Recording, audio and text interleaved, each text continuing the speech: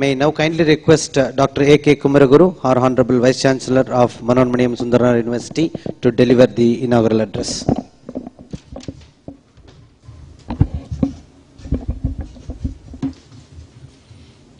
A very good morning to all. Shri M. Karunakaran IAS, the District Collector of Thirunelveli, Thiru Velmurugan IAS, Shri M. Sivakumar, CEO of the ICTACT, Shri Anbu Thambi, Vice President in charge of Education Initiatives, other dignitaries, erudite speakers of the summit, distinguished invitees, participants, friends from the media, ladies and gentlemen. My sincere thanks, first of all, to the ICT Academy of Tamil Nadu for having invited me to this much-needed education summit and providing an opportunity to address the participants. Dear friends, in my address I will try to focus on certain major concerns that are connected to the contemporary skill requirements and its delivery systems in our country. In the first place, there are two major trends in the world that pose a fundamental challenge, of course, and by default many opportunities as well. So these are to create any skill development environment in our country. One is that the world is shifting from an industrial economy to a knowledge economy. The other is the rising generation brought up on the internet, which is very differently motivated to learn. These two forces compete and compel our educators to reconceptualize the skill development process in this country. A meta-analysis, large-scale analysis of future industry needs and education readiness have identified what is commonly referred to as global achievement gap. This is the leap between what even our best educational institutions are teaching and the must-have skills of the future. These skills I list here are the critical thinking and problem solving, collaboration across networks, agility and adaptability, initiative and entrepreneurship, effective oral and written communication, accessing and analyzing information, curiosity and imagination. It has been regularly pointed out that there is a difference between the digital immigrants, that is, people like us who started our learning process elsewhere and subsequently adopted to the digital yugam of the today, and the digital natives like the today's younger generation who are used to the digital dynamics directly. In today's digital age, the net-savvy generation is accustomed to instant gratification and use of the web for extending friendships, interest-driven, self-directed learning, and are constantly connected, creating and multitasking in a multimedia world everywhere except in educational institutions. In order to motivate and teach this generation, the skill development and delivery systems must be reinvented to be accountable for what matters most. That means to do the work, that is teaching, learning and assessing in new ways. Students must acquire knowledge, but we need to use content to teach core competencies. Hence, the moot questions that we need to address in today's context are: do good teachers exercise these skills in the classroom all the time? What are our approaches for students' skill development? And how can we bring it to scale so that all students can succeed in a global knowledge economy? I hope today's deliberations of this summit will find some of the answers to these questions. Secondly, Indian institutions of learning and skill development have to achieve these with a limited or a shoestring budget. Let me elaborate on this further.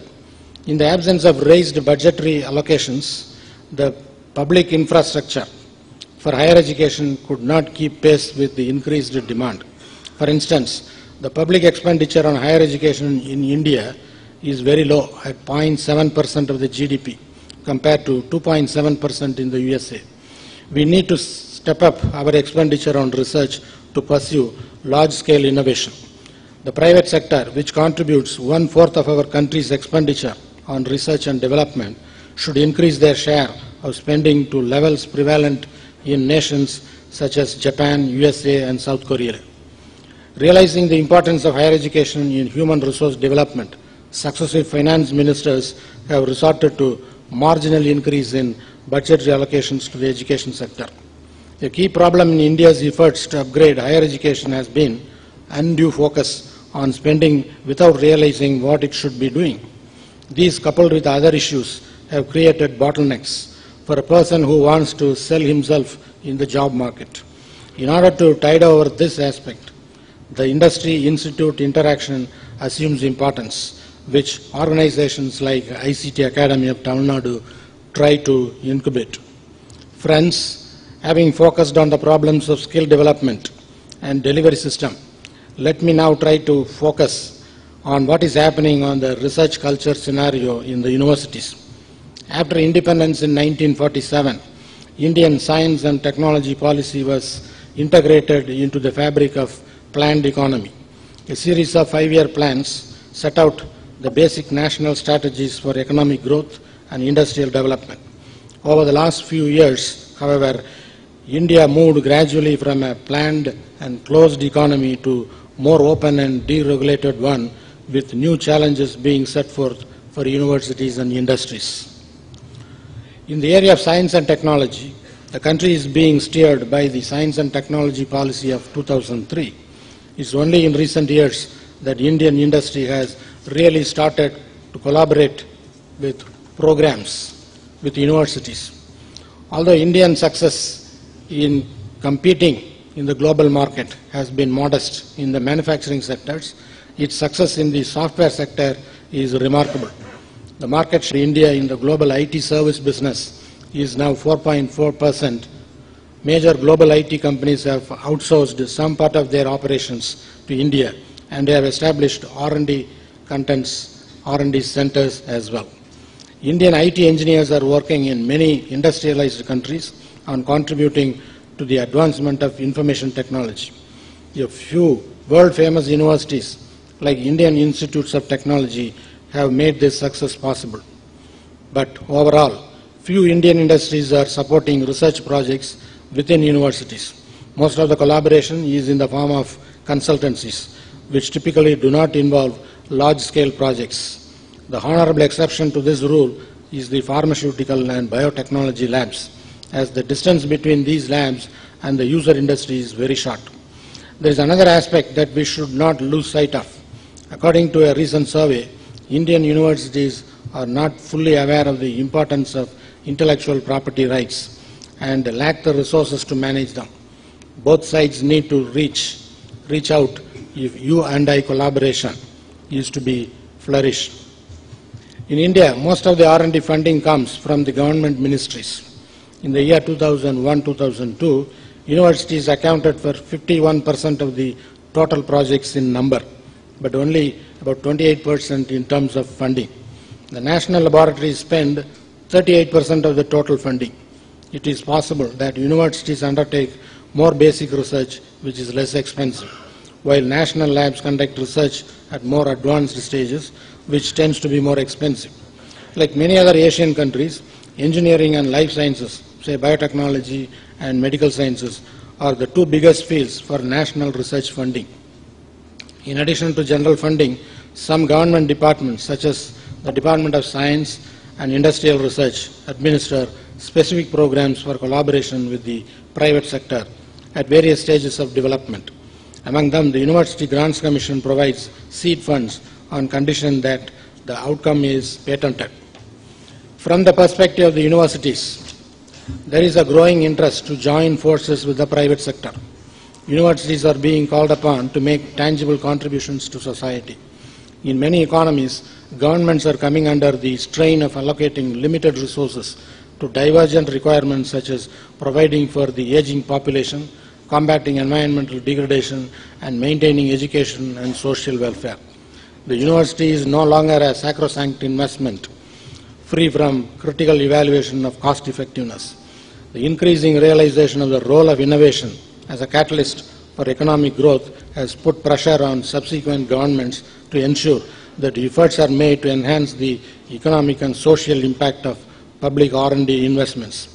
Experiences from a number of successful clusters show that innovation systems work best when there is active interaction between various agents, research centers, and universities. Universities are therefore increasingly expected to contribute to economic welfare. This is true particularly in countries where a substantive portion of overall investments in R&D is made in the public sector. It is increasingly important to ensure that investments in R&D are helping to enhance the technological development of the domestic industry, which is under heavy pressure from global competition. Useful research results may remain unused in laboratory levels if a proactive policy to transfer such results to industry is not undertaken. This has been at the back of the minds of many policymakers.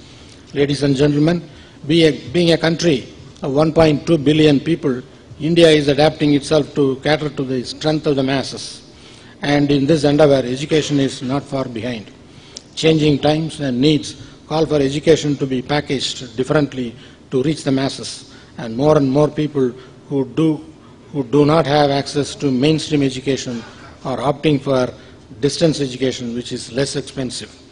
Though correspondence courses have been prevalent in India for a long time, it is only now that distance education is becoming a reliable and effective way to learn thanks to information and communication technology and cheap and fast internet broadband services. Being a country with great diversity, India has diverse needs and employment opportunities are plenty. Small and medium-scale companies also need graduates.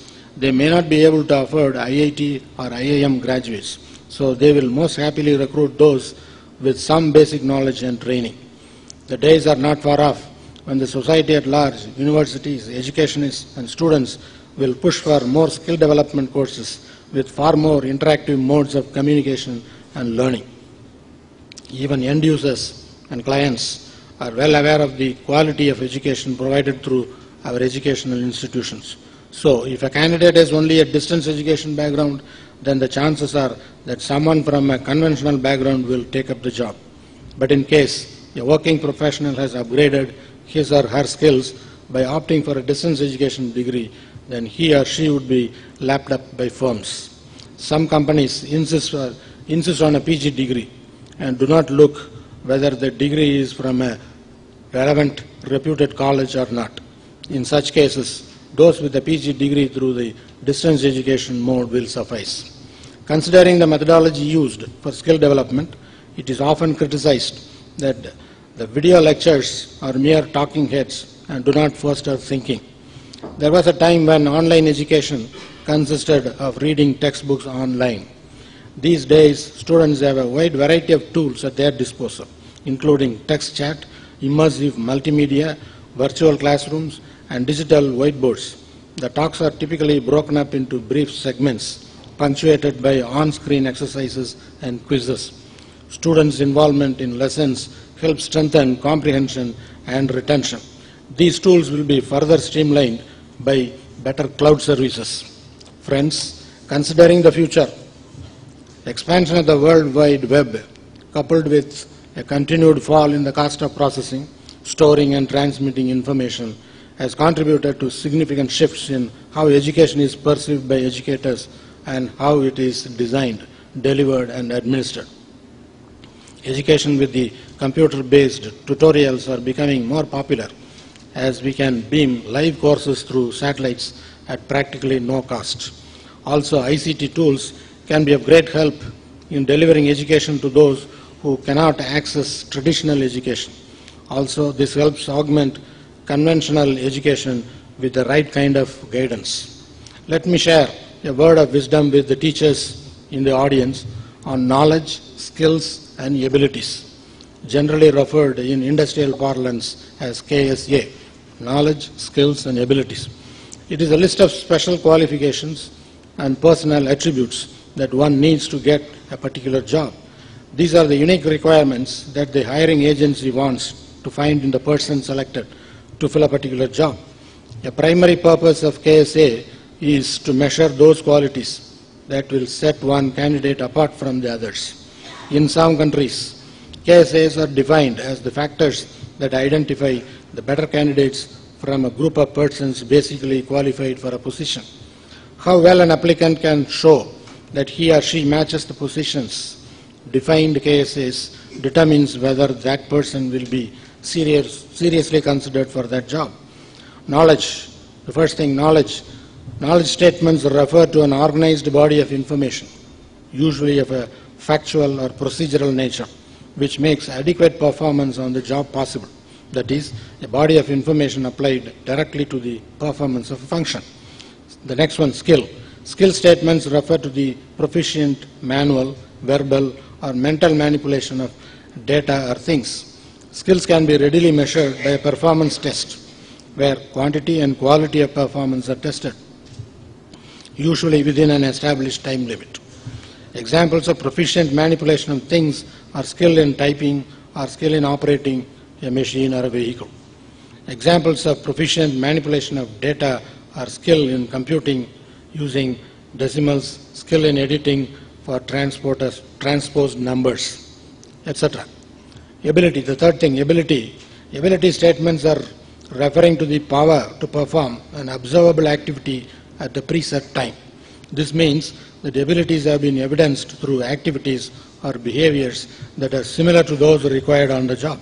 That is, ability to plan and organize work. Abilities are different from aptitudes. Please note, aptitudes are only the potential for performing the activity.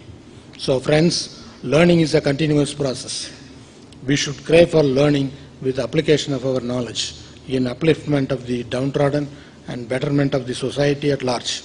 I am sure that each one of you have different dreams, but surely we are expected to teach our students also to dream.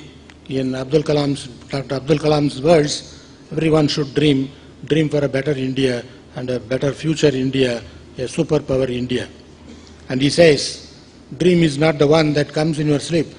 Dream is the one that never allows you to sleep. So also to dream and should teach them never to give up their dreams and aspirations. But it is those aspirations that will drive them to higher levels of achievements and make their levels purposeful. So the teachers have a very important role to play in this. In that, there is a common saying about teachers. An average teacher always complains about infrastructure, complains about his own students. A good teacher teaches, he simply does his job. Whereas an excellent teacher inspires. That is what is expected of all our teachers nowadays. So I think the summit will be a grand success. I sincerely wish the summit a great success. Thank you very much. Thank you one and all.